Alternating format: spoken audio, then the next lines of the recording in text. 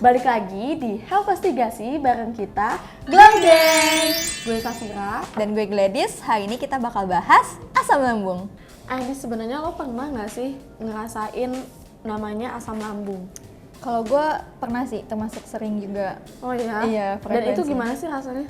Kalau gue tuh rasanya ya sakit banget pasti ya perut. Dan biasa tuh penyebabnya karena kayak gue kecapean atau enggak kayak stres nih, misalkan tugas kuliah atau kayak ujian, terus kantor juga kan banyak tugas, itu jadi stres banget.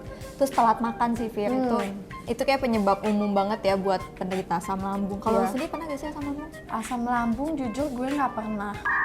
Oh, karena selalu ada ayang yang ingetin buat makan. Karena gue nggak pernah telat makan sih, Oh. karena kan ada yang ngingetin ya. Iya. Jadi gue nggak aman-aman aja sih perutnya. Kalau karena stres gitu nggak pernah sampai ke Maaf asam ya lambung. nggak pernah stres nih. Nggak relate deh mereka. Nah Fir, tadi kan lu bilang lu nggak pernah asam lambung ya, tapi lu punya gak sih kayak kenalan atau temen yang pernah ngalamin asam lambung? Pernah sih, banyak orang sekitar gue yang kena asam lambung.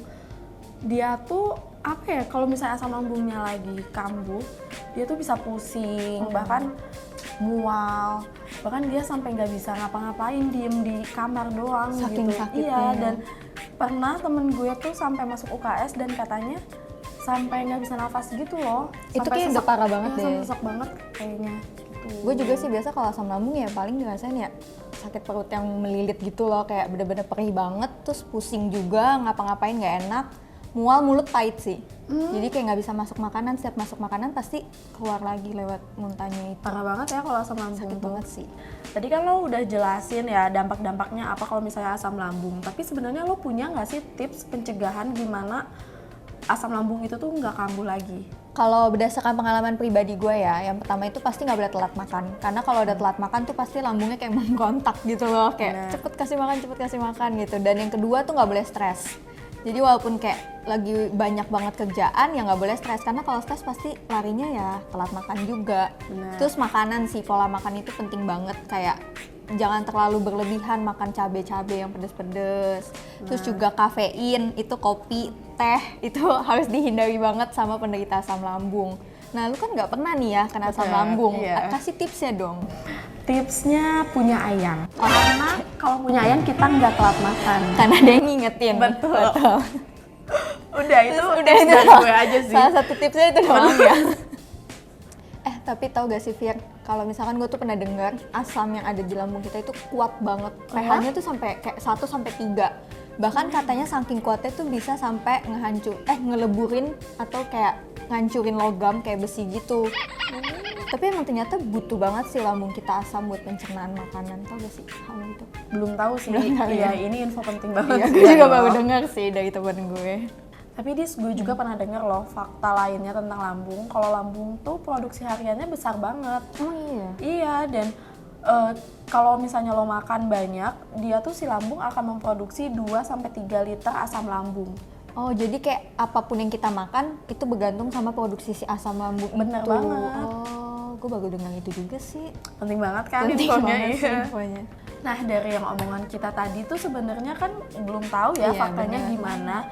Daripada kita bingung dan salah faktanya kayak gimana, mending kita langsung tanya aja ke Dokter Afi. Halo semua, perkenalkan aku Dr. Afi. Kali ini kita akan membahas seputar hal-hal unik yang sudah dibahas oleh Gladys dan Safira.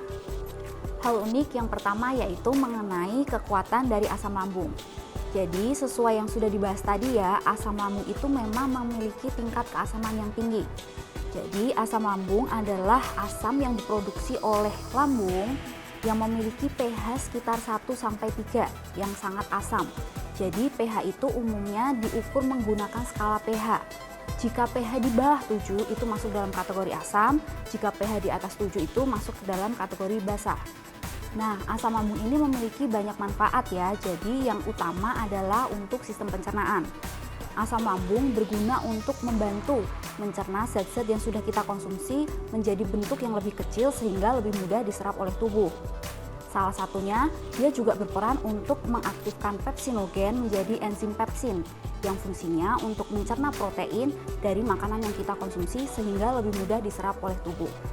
Nah, sifat asam dari asam lambung ini juga bermanfaat sebagai proteksi, jadi untuk sistem pertahanan di saluran pencernaan kita. Fungsinya adalah untuk menghalau bakteri dan patogen asing dalam menginfeksi saluran pencernaan kita. Fakta unik yang kedua, produksi harian asam lambung. Asam lambung yang diproduksi sehari-hari dapat bervariasi jumlahnya berdasarkan dari berbagai macam faktor.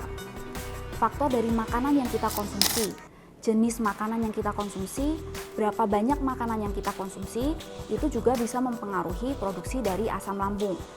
Faktor usia pun dapat mempengaruhi produksi asam lambung. Umumnya semakin bertambah usia maka produksi asam lambung juga menurun. Asam lambung harian biasanya diproduksi sekitar 2-3 liter per hari. Nah, sekarang kalian udah paham kan mengenai hal-hal unik seputar asam lambung. Sekarang aku kembalikan ke host ya.